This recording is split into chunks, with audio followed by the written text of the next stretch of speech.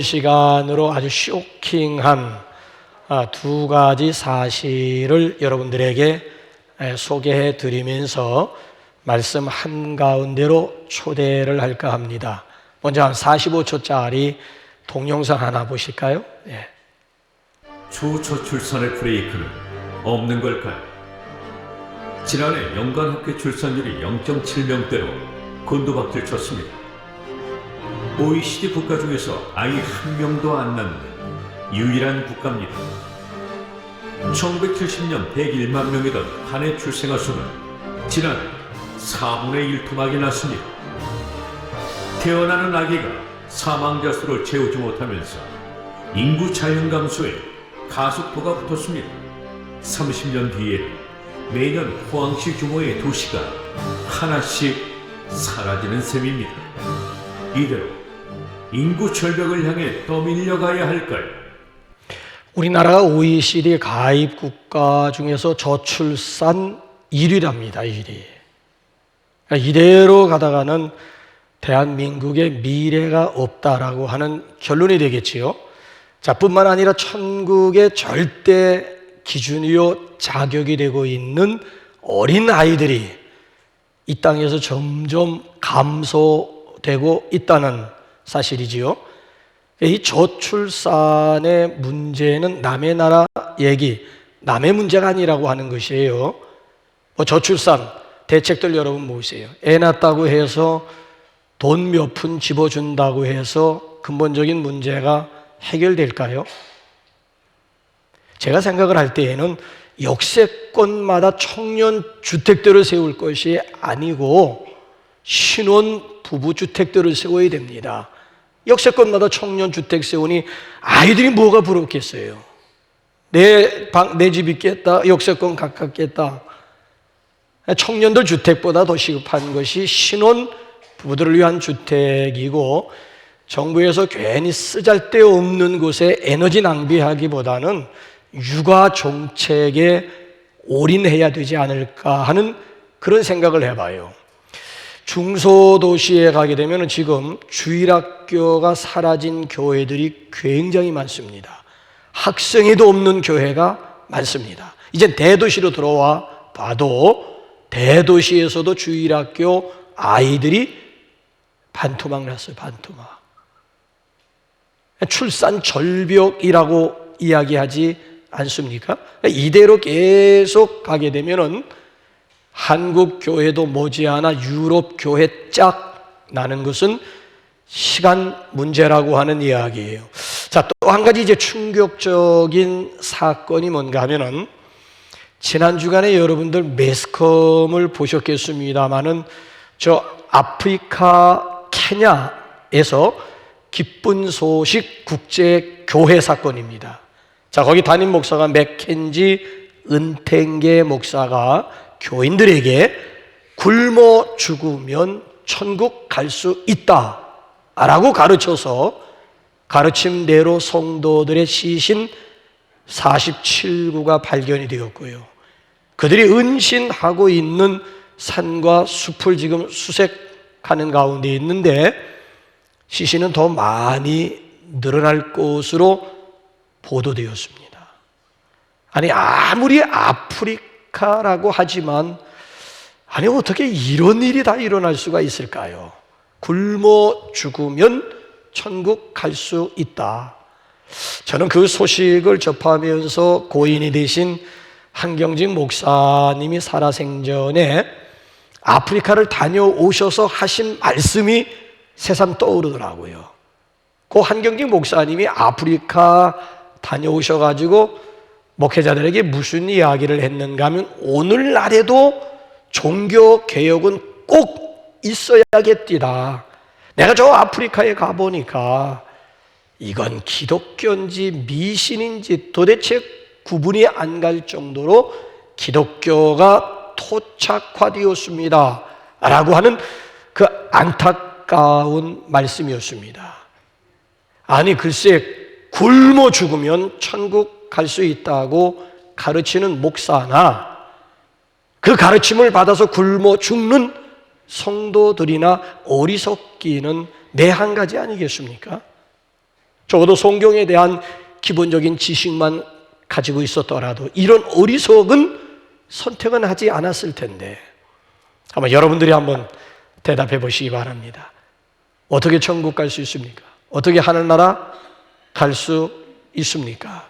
자, 오늘 우리가 함께 읽은 이 본문 말씀에 근거해서 주제가 어린 아이도 천국에 갈 수 있습니다.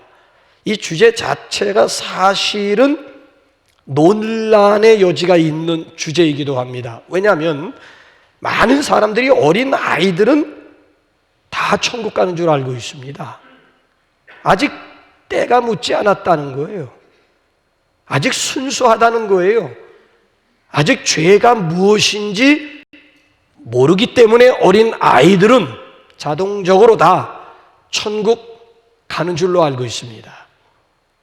여러분들도 그렇게 생각하십니까? 아니, 여러분들은 이 문제, 어린아이들 구원 문제, 어린아이들 천국 문제 어떻게 생각하고 있습니까? 이거 핫 이슈 중에 이슈라고도 할 수가 있는 거. 신학적으로도 굉장히 이게 논쟁이 많았던 그런 주제이기도 합니다. 여러분들은 어떻게 생각하십니까? 어린아이들은 죽으면 다 천국 갈 수 있을까요? 자, 그럼 제가 근본적인 질문 한 가지 더 드려볼까요? 자, 어느 전자냐 후자냐에 따라서 결과는 전혀 달라질 수가 있습니다. 자, 사람이 죄를 지어서 죄인입니까? 아니면 죄인이기 때문에 죄를 짓는 것입니까? 어느 쪽이에요? 만약에 사람이 죄를 지어서 죄인이다라고 생각하면 어린 아이들은 천국 갈 수 있다라고 하는 얘기가 되는 거예요. 근데 후자 같은 경우면 얘기가 달라지는 거예요. 죄인이기 때문에 죄를 짓는다라고 하는 이 후자라고 한다면 전혀 상황은 달라지는 거예요. 그럼 성경은 적어도 이 문제에 대해서 무엇이라고 어떻게 말씀하고 있을까요? 자, 이 시간 일일이 다 찾을 시간은 없습니다만은 대표적인 구절 한 서너 구절만 한번 볼까요? 자, 먼저 한번 시편 51편 5절 한번 볼까요? 시작. 내가 죄악 중에서 출생하였으며 어머니가 죄 중에 나를 잉태하였나이다. 모태 죄인을 강조해요. 태어나서 죄인이었다라고 하는 얘기는 아니에요. 아예 태 중에 있을 때 죄인, 모태 죄인을 강조하고요. 그 다음에 한번 로마서 3장으로 한번 가볼까요? 시작. 그러면 어떠하냐? 우리는 나으냐? 결코 아니라 유대인이나 헬라인이나 다 죄 아래에 있다고 우리가 이미 선언하였느니라. 기록된 바 의인은 없나니 하나도 없으며 깨닫는 자도 없고 하나님을 찾는 자도 없고 다 치우쳐 함께 무익하게 되고 선을 행하는 자는 없나니 하나도 없음을 가요. 이 세상에 의인은 단 한 사람도 없음을 강조해요. 우리 안에, 내 안에 아예 선한 것이 없음을 성경이 선언하고 있습니다. 자, 그래서 요한이라고 하는 기자는 뭐라고 결론 내리는가 하면 요한일서 1장 8절 10절 한번 다시 한번 보실래요? 시작. 만일 우리가 죄가 없다고 말하면 스스로 속이고 진리가 우리 속에 있지 아니할 것이요. 10절 또 가보죠. 시작. 만일 우리가 범죄하지 아니하였다 하면 하나님을 거짓말하는 이로 만드는 것이니 또한 그의 말씀이 우리 속에 있지. 만약에 죄 없다고 생각하면 하나님 거짓말하게 만드는 거예요. 왜? 하나님이 의인은 없나니 단 한 사람도 없다고 이미 선언했는데 어린아이들은 죄가 없다. 어린아이들은 죽으면 자동적으로 천국 간다. 아니에요. 어린아이라고 해서 예외일 수가 없다라고 하는 이야기예요. 그래서 여기 보게 되면 남녀노소 누구에게나 구원자 예수님이 필요함을 성경은 우리에게 말씀하고 있습니다. 자, 우리가 함께 읽은 이 여기 본문 말씀도 보면 그 힌트를 우리에게 제공해 주고 있죠. 예수님이 좀처럼 해서는 화를 내시는 분이 아니에요. 분노하시는 예수님이 아니에요. 근데 성경을 읽어보게 되면 몇 군데 예수님이 분노하셨어요. 그 중에 하나가 어느 거예요? 자, 예루살렘 성에 입성하시고 제일 먼저 예수님이 찾아가신 곳이 어디입니까? 성전이에요. 성전 안에 들어갔다면 어떤 광경이 연출되고 있던가요? 완전히 시장바닥이 되어버리고 만 거예요. 이 성전이 아니야. 이건 시장바닥이야. 장사치들의 장사 소굴이 되어버리고 만 거예요. 그럴 때 예수님 막 뚜껑이 열리셔가지고 노끈으로 막 채찍을 만들어가지고 소와 양과 비둘기를 내쫓을 뿐만 아니라 돈 바꾸는 환정상들의 막 상을 막 뒤집어 엎으시는 예수님의 모습이에요. 또 한 군데가 오늘 여기 본문 말씀이에요. 어린아이들이 예수님 앞으로 왔을 때 제자들이 꾸짖으면서 내쫓았어요. 어린아이들이 예수님 앞으로 가까이 더 가까이 나오는 것을 제자들이 막은 거예요. 왜 막았을까요? 아니, 지금 예수님이 어른들을 상대하기도 벅찬데 어린아이들까지 예수님 앞으로 나와서 예수님을 피곤하게 만드느냐라고 하는 얘기잖아요. 예수님의 제자들이 어린아이들을 막 내쫓는 모습을 예수님께서 보시면서 또 한 번 뚜껑이 열리신 거예요. 그래서 여기 마태라고 하는 기자는 이 장면을 놓쳤습니다마는 마가라고 하는 기자는 그 장면을 결정적인 순간을 놓치지 않아요. 자, 마가복음 한번 10장 한번 13절 14절 한번 보실까요? 시작. 사람들이 예수께서 만져주심을 바라고 어린 아이들을 데리고 오매 제자들이 꾸짖건을 예수께서 보시고 노하시어 이르시되 어린아이들이 내게 오는 것을 용납하고 금하지 말라. 하나님의 나라가 이런 자의 것이니라. 그러니까 어린아이들도 예수님이 필요하고 어린아이들도 구원이 필요하고 어린아이들도 천국 가야 된다라고 하는 얘기. 그래서 어린아이들 내게 오는 것을 용납하고 금하지 말라. 자, 그러시면서 어떻게 어린아이들이 구원받고 천국에 갈 수 있는지 그 노하우를 우리에게 몇 가지로 소개하고 있는데 그 중에 첫째가 뭔가 하면 어린아이라도 믿어야 천국 갈 수 있습니다. 자, 6절 한번 보세요. 6절 한번. 6절 시작. 누구든지 나를 믿는 이 작은 자 중 하나를 실족하게 하면 차라리 연자 맷돌이 그 목에 달려서 깊은 바다에 빠뜨려지는 것이 나으니라. 나를 믿는 이 작은 자 하나를 강조하는 거예요. 이 작은 자에 대해서 우리말 성경이라든지 현대인의 성경을 보게 되면 뭐라고 번역을 했는가 하면 누구든지 나를 믿는 이런 어린아이 하나를 강조해요. 나를 믿는 어린아이. 그 어린아이를 우리 한글판에서는 소자라고 번역을 했고 또 개역 성경에서는 작은 자로 표현을 했어요.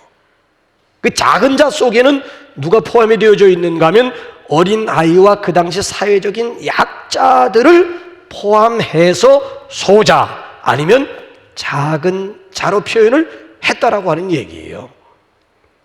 그러니까 약한 자들도 예수님이 필요하고 어린아이들도 예수님 없이는 천국 갈 수 없음을 아주 우리에게 분명하게 말씀해 주고 있습니다. 그래서 우리가 믿음 생활하면서 적어도 몇 구절 정도는 기본적으로 우리가 암송을 해야 되는데, 아니 기억을 해야 되는데, 자, 성경에서 가장 중요한 핵심 구절이 뭘까요?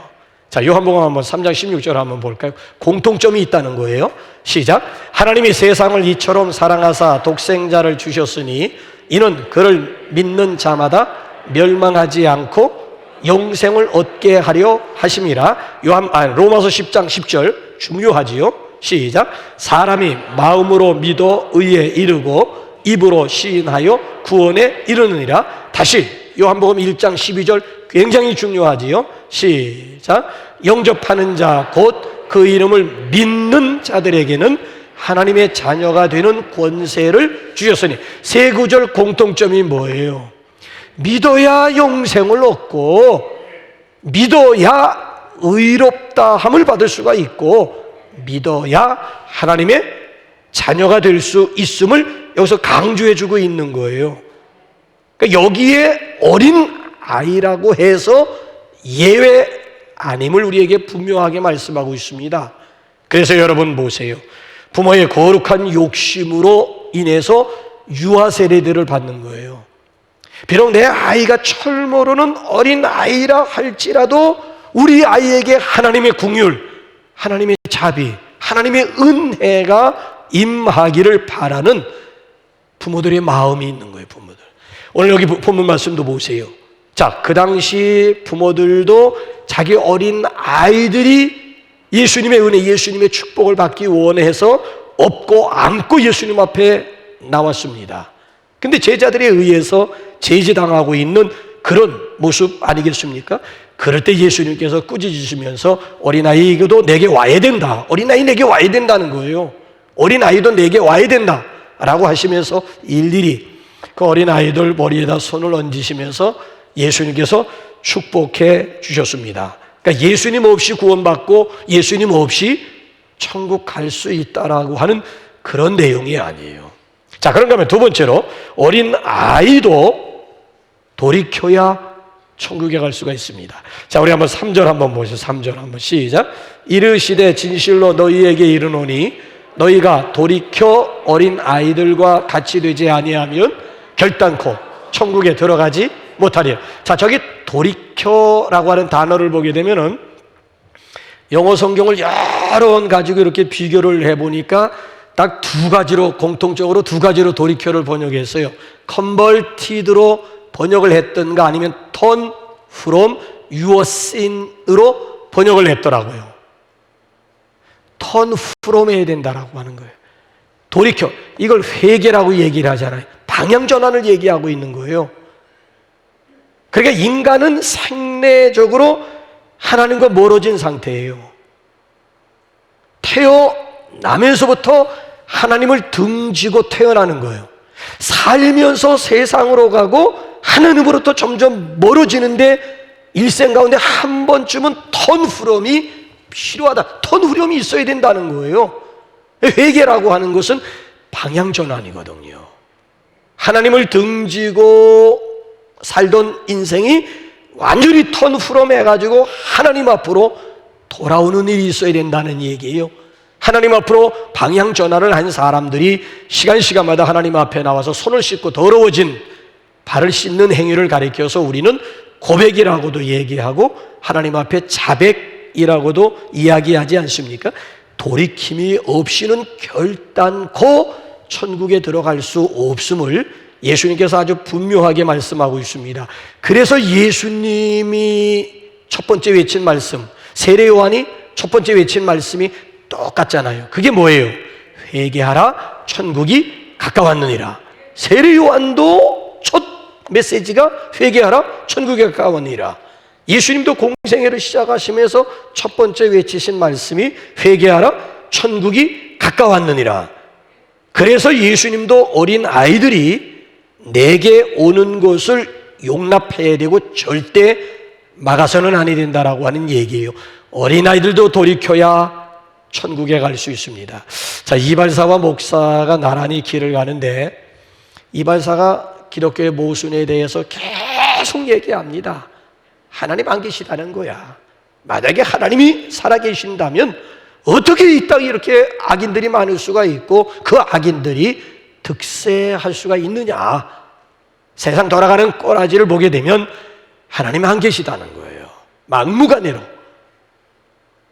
그런데 잠시 후에 보니까 머리 긴 장발 청년이 지나가는데 얼마나 머리가 지저분하고 산발이 되어 있는지.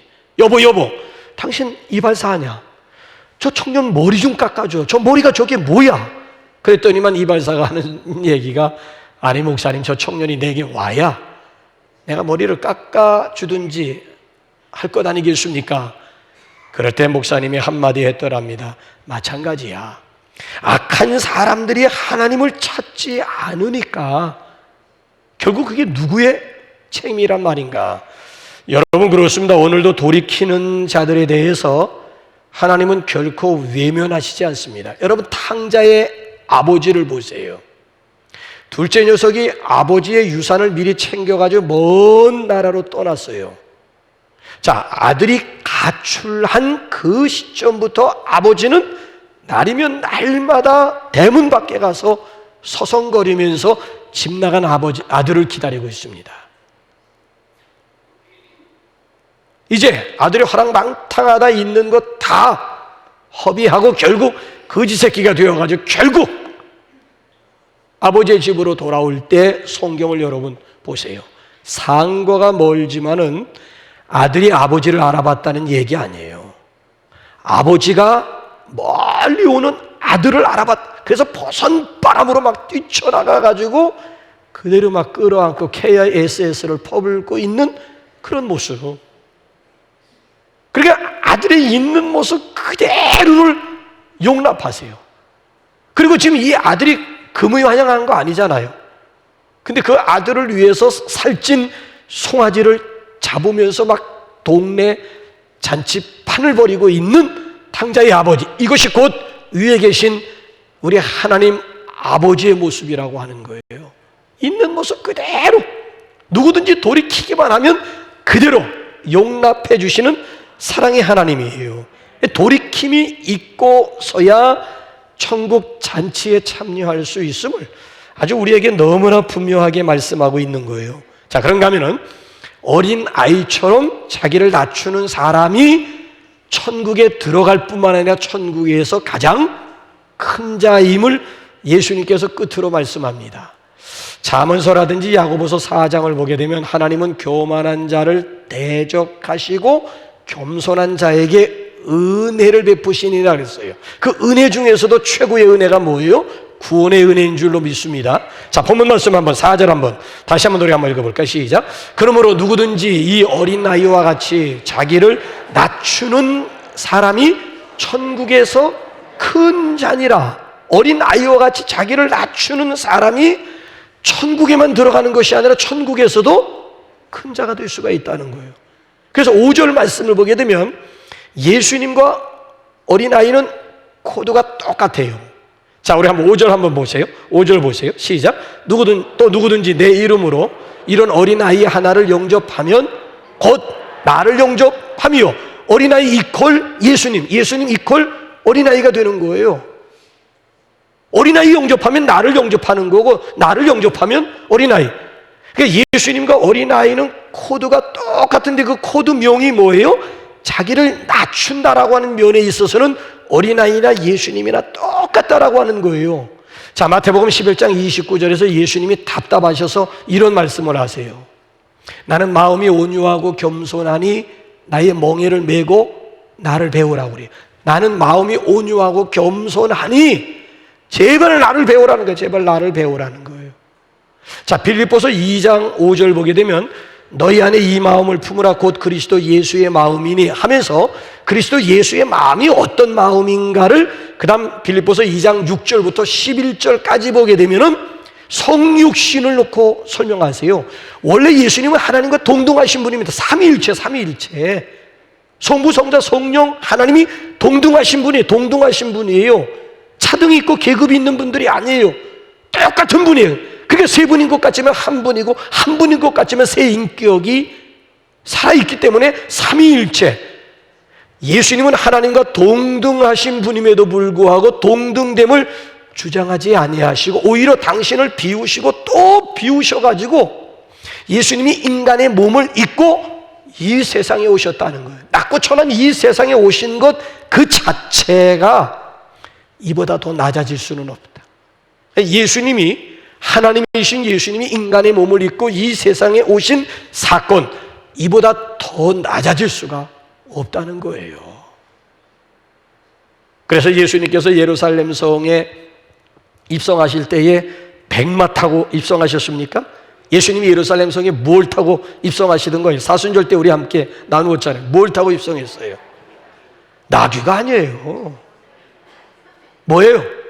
나귀 새끼지. 나귀하고 나귀 새끼 다른 거예요.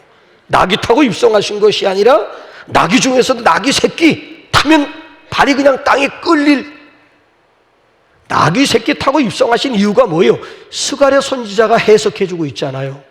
겸손하신 예수님을 보여주기 위해서 말 타고 입성하신 대신 나귀와 그 새끼를 타고 예수님께서 입성하셨다는 거예요.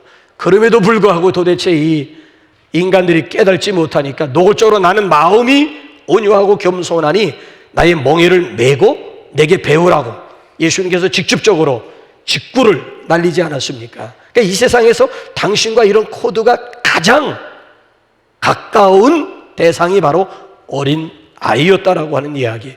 어린아이와 같이 자기를 낮추는 사람이 천국에서 가장 큰 사람임을 역설적으로 말씀하셨습니다. 그래서 저기 이스라엘 베들레헴에 가게 되면은 예수님이 태어나셨던 장소에 기념교회를 세웠어요. 가보신 분들은 아시겠습니다만 그 큰 예배당에 문이 하나밖에 없어요. 다 상징적이에요. 문이 하나밖에 없고요. 그 하나 있는 문도 얼마나 낮고 좁은지 한번 사진 한번 보세요. 사진 한번 보세요. 자, 저게 저 건물 자체가 예수님 탄생 기념교회인데 사람들이 몰려 있죠. 저 끝에 그 들어가는 입구야. 들어가는 입구 문이 하나인데 그 문이 어느 정도인지 한번 확대해 볼까요? 저거예요. 여자고 남자고 안에 뻣뻣하게 서서 들어갈 수 있는 문이 아니라니까. 그 안에 들어가 보게 되면 어마어마하게 커요.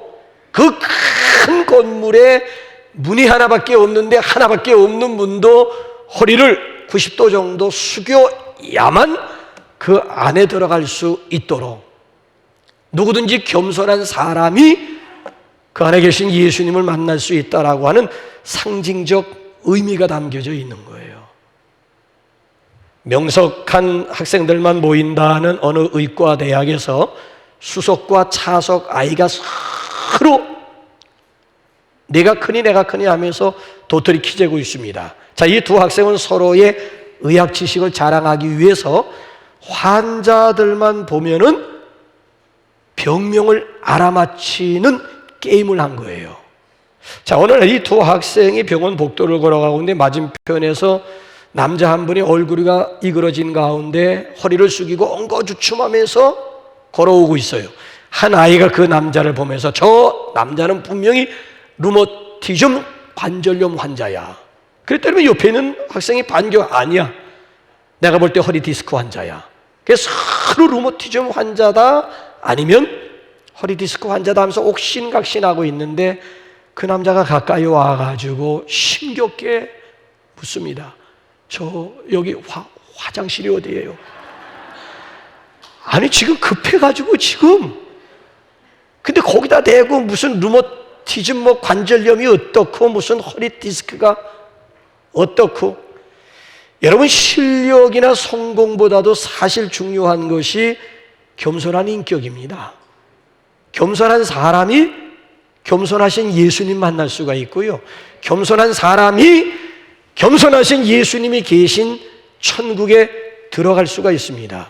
저는 이 겸손이라고 하는 말을 쓸 때마다 꼭 떠오르는 인물이 하나가 있는데 성 프란시스예요.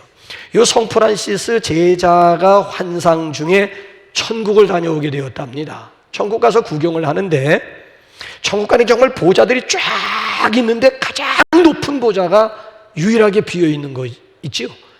그래서 인도하는 분에게 물었답니다. 아니 저 높은 보좌의 주인공은 누굽니까? 했더니만 뜻밖의 그건 세상에서 가장 겸손한 프란시스 자린이라.